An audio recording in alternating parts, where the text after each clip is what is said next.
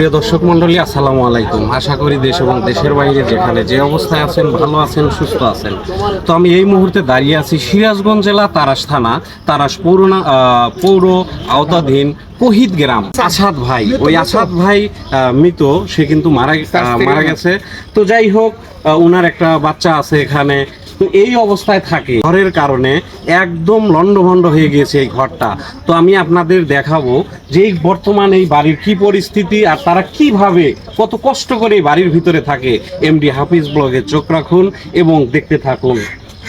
তো যাই হোক, আমি এই মুহূর্তে প্রবেশ করলাম সেই আসমানিদের। আমি কবিতা পড়েছিলাম ছোট্টবেলায়।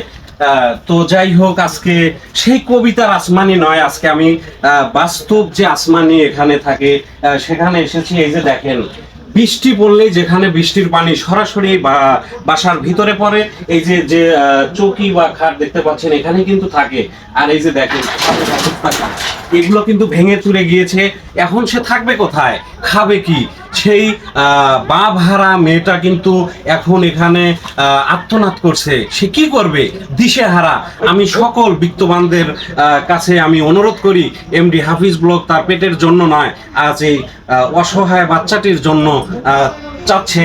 তো যাই হোক, আমি এই আরো কিছু কথা বলবো। সেটা হলো, আমাদের যে এমপি মহোদয় আছেন, আমি তার কাছে করজোড়ে অনুরোধ করি, অবশ্যই আপনি এই বাড়িতে আসবেন, দেখবেন এবং প্রয়োজনে আপনার লোক পাঠিয়ে দিয়ে একে একটা ঘরের ব্যবস্থা করে দিবেন। এবং আমাদের ইউনো মহোদয় নুসরাত জাহান স্যার আছেন, তাকে আমি দৃষ্টি আকর্ষণ করি।